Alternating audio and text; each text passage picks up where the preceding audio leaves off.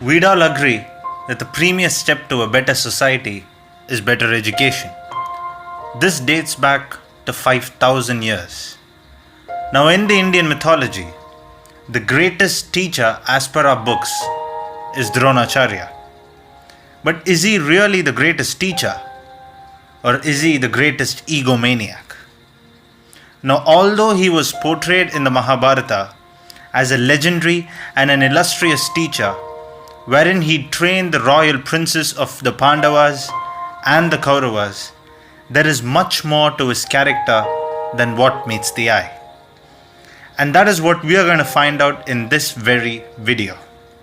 Today, we are going to see the biography to discover the truth about Dronacharya with me, your host, Varun. Now, welcome to our episode on biographics, which is the first of many more to come. So make sure you hit that subscribe button and turn on the notifications bar. And watch this video in full to experience one amazing ride down the lane of history. Dronacharya is without a shadow of doubt one of the most misunderstood characters of the Mahabharata. Now, in modern language or in modern times, if we have to compare Dronacharya, he would be a character that is so similar to Kattapa in Bahubali.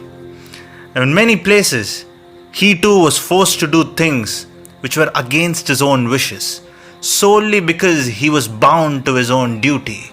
He had given a word and rather taken an oath to protect the Kingdom of Hastinapur at any cost. Now, before we dig deep into that, let us take a look at his early life. The Kuru kingdom was one of the largest kingdoms at the time of writing the Mahabharata epic. And the capital of that kingdom was Hastinapur, which is located in modern-day Uttar Pradesh. The scriptures describe Dronacharya to be born in the village of Gurgaon in the Indian state of Haryana. And this place originally fell under the Kuru kingdom. The Sanskrit meaning of this village is the village of Guru. Now, during his childhood, Dronacharya had a lot of interest in learning military, and he found a perfect companion for that in Drupada, who was considered to be one of his best friends growing up. Now, Drupada was a prince and Dronacharya was just a normal boy, and they bonded over their love over military and grew up together, where they studied under a guru named Bharadwaj, which is Dronacharya's father. Once the teaching was done, Drupada had said that Drona could always ask him anything he wanted, and he returned to his palace to take over the throne, whereas Dronacharya wasn't interested in the material gains of life and remained as he was, living a very modest lifestyle. Pursuing his modest lifestyle, Dronacharya married and had a son named Ashwatthama, whom he loved dearly more than anyone in the world. It was only when he had a family he realized the importance of money. There was one particular instance that triggered this feeling, and that is when Drona's son Ashwatthama was playing with his friends. His friends were drinking milk, and he wanted a bit of that too. But his friends cunningly mixed flour with water and gave it to him as milk by saying that a poor child doesn't deserve milk. This enraged Dronacharya, and since his friend Drupada was a king of a palace, he went to that particular place to seek his help. Here is where Drona gains a life-changing experience. Now that Drupada has become the king, he was filled with pride and arrogance, and he insulted Drona by saying that a royal king couldn't be friends with a mere beggar. This insult to Drona was life-changing, as now he was really outraged by this act, and he vowed that he will take revenge to avenge this insult.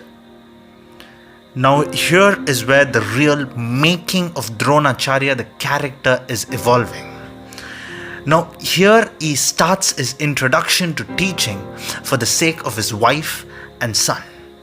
So in order to desire freedom from their poverty, he went to Hastinapur, the capital kingdom of the Kurus, hoping to open a school of military arts for the youth and help in the administration of the blind king Dhritarashtra. The only promise that Dronacharya had to make in return was to take an oath that he will protect the throne of Hastinapur at all cost until his very last breath. This was the word that he gave to Dhritarashtra.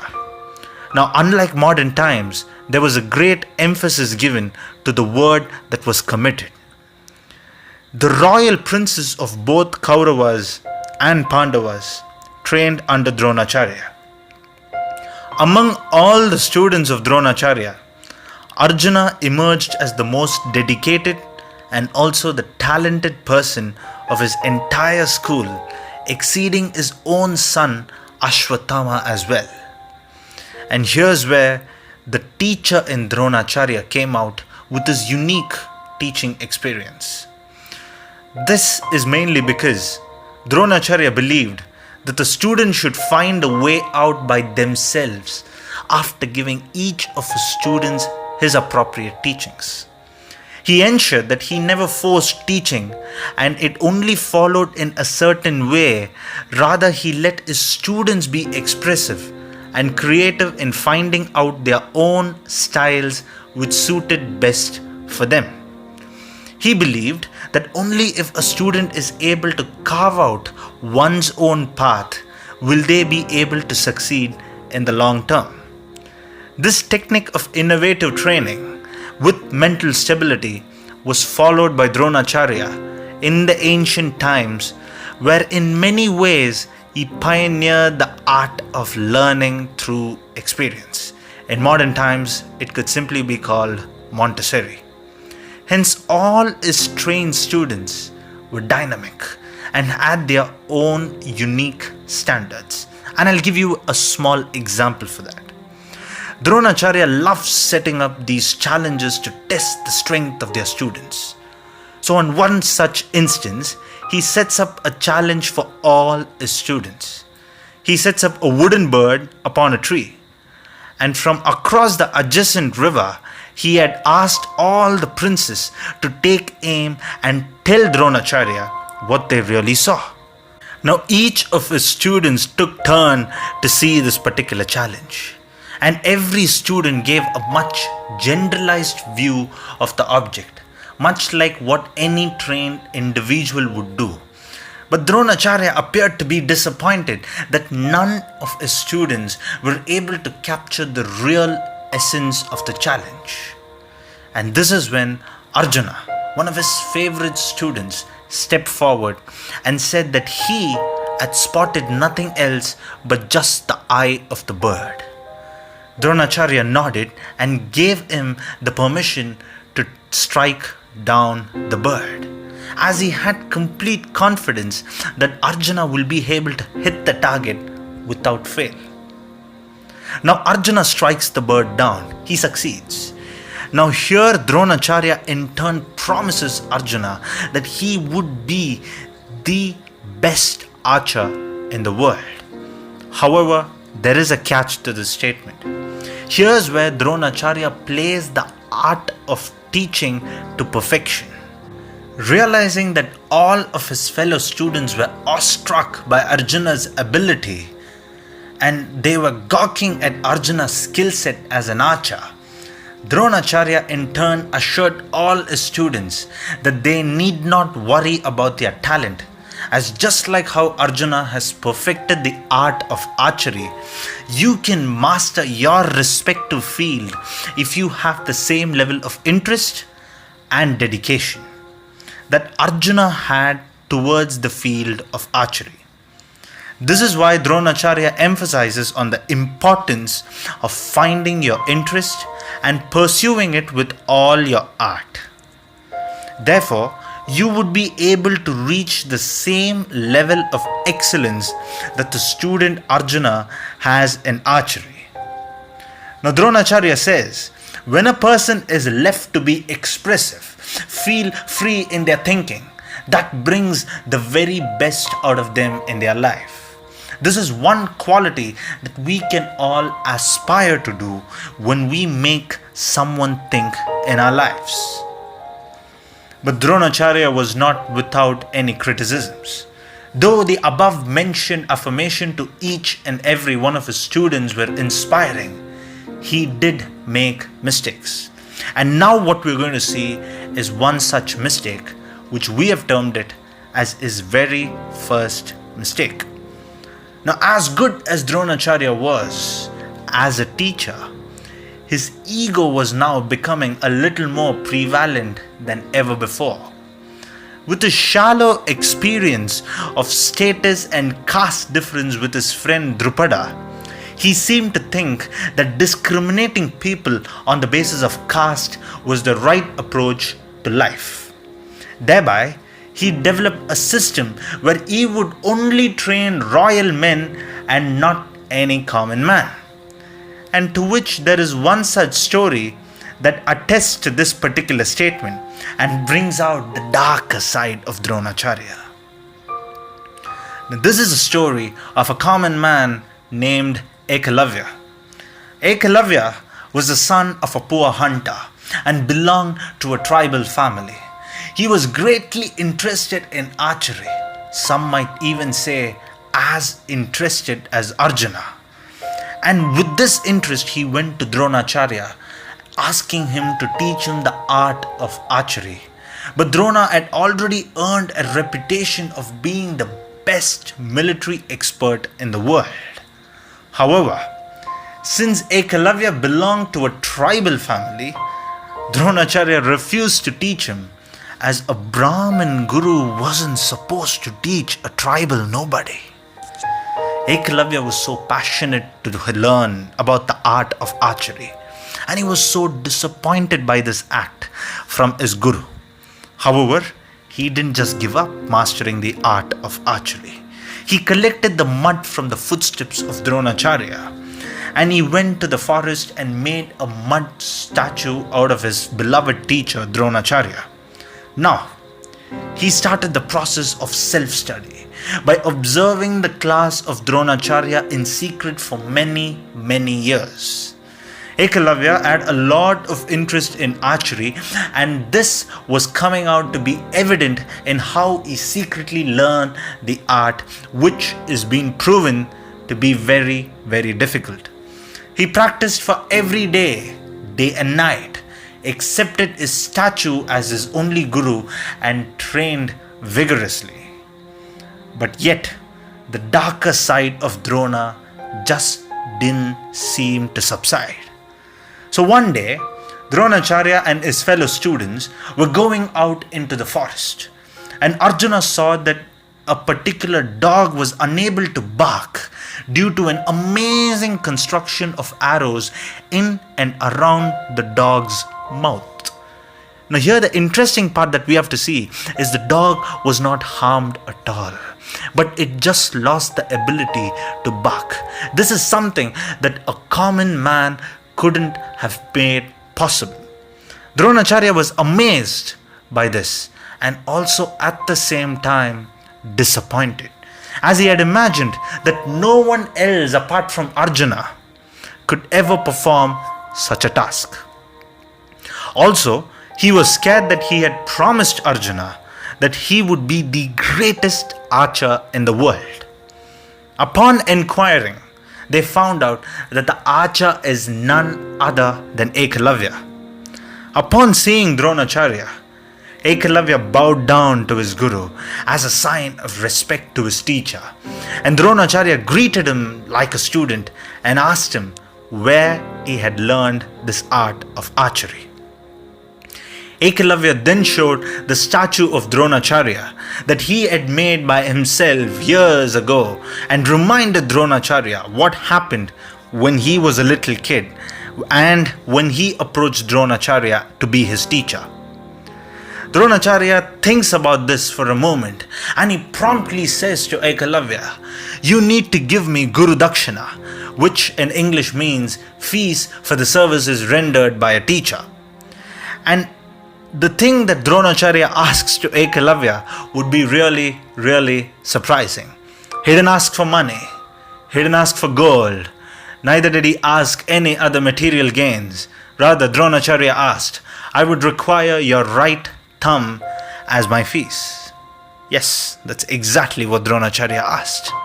Ekalavya obliged to the word of his guru and cut off his right thumb and presented it as the Guru Dakshina, the fees to Dronacharya. Such was his devotion to his teacher. Now, no archer will ever be the same if not for their right thumb. This is without a shadow of a doubt one of the most sinister things that Dronacharya has ever done. And it's from here that he started committing bigger mistakes in his life. Now, after the training had completed for both the prince families of Pandavas and Kauravas successfully, Dronacharya sends both the Pandavas and the Kauravas to attack and capture the kingdom of Drupada as Guru Dakshina. This was done with the sole purpose so that he would be able to get back at his lifelong old friend. Now, the Pandavas and Kauravas were able to defeat Drupada rather easily, and Drupada was furious upon discovering that it was Dronacharya who was the reason behind this attack. So with full fury he curses Dronacharya and he prepares to perform a powerful sacrifice to obtain a son capable of killing Dronacharya. That child was called Drishtadyumna. He was Dronacharya's one and only curse in his entire life. But despite the atrocities that Dronacharya committed, the only good thing that Dronacharya did was the topmost quality that Dronacharya possessed, and that was his ability to stay true to his commitment regardless of the nature of the situation. There were two instances in the Indian epic Mahabharata that showcase this. Knowing full well that Drishtadyumna was his only curse in life, he was also yet a man of royal lineage. And when he requested Dronacharya to train him, Dronacharya, keeping his personal issues aside, accepted him as a student, and he was taught all the military arts, and he was treated in the same vein as that of Pandavas and the Kauravas. This was the mark of truest form of excellence from a teacher. In spite of all the differences, he still trained him and succeeded him as a student. Secondly, he tried to ensure peace between the Pandavas and Kauravas, but unfortunately, their egos were too big enough to be controlled and they clashed eventually.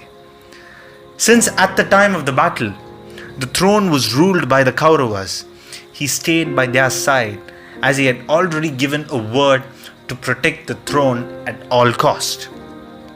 Hence, though against his wishes and likes, he had to fight against his favorite Pandavas to stay true to his word. These two acts of selflessness makes Dronacharya a loyal person and undoubtedly a man of integrity. Now, last but not least, we cover the war and his final days. During the war, Dronacharya was proving to be ultimately stronger than ever as one of the most destructive military experts to ever grace the battlefield. And even Krishna says that an armed Dronacharya is hard to kill, as in the Mahabharata he is portrayed as insanely strong in the world. Now, Krishna understands how powerful Dronacharya is as a person, and most importantly when he is armed, and he comes up with a master strategy, or rather a devious strategy, to kill Dronacharya. In Mahabharata, Drona's love for his son Ashwatthama is very well documented and might be considered his only weakness for this strong warrior. So he had devised this strategy to ask Bhim, one of the Pandava brothers, to kill an elephant named Ashwatthama and let Dronacharya know that his son is dead to disrupt his concentration. This worked in the favor of Pandavas, as that very moment Dronacharya heard this news, he was shocked and heartbroken, and to ensure his son's soul rest in peace, he sat down in meditation in the middle of the battlefield. During this time, Krishna signaled Drishtadyumna to kill Dronacharya when he wasn't armed, and thus Dronacharya died on the 14th day of the 18-day battle of Kurukshetra. Now that's a wrap for a biography of Dronacharya, but now let us just manifest the points that we can learn from Dronacharya. You see, we mustn't place much emphasis on Dronacharya as a person and his character. Rather, we must try to take the positive traits of Dronacharya into our lives as a person. Regardless of all his criticisms, Dronacharya was a great teacher in terms of the very definition of what a teacher stands for, where he was highly knowledgeable in the military arts, and most important quality of a teacher, he not only said the art, or rather taught the art, but he also practiced the art. He was a man of integrity, as I had said before, loyal nature, and his death was simply him being the wrong man at the wrong time and at the wrong place. And that's just about it. But the truth is, regardless of all those situations, he had done his duty as a father, teacher, protector of a kingdom, military expert, and more importantly, as a person. That speaks volumes about his karma yoga that he did during his life.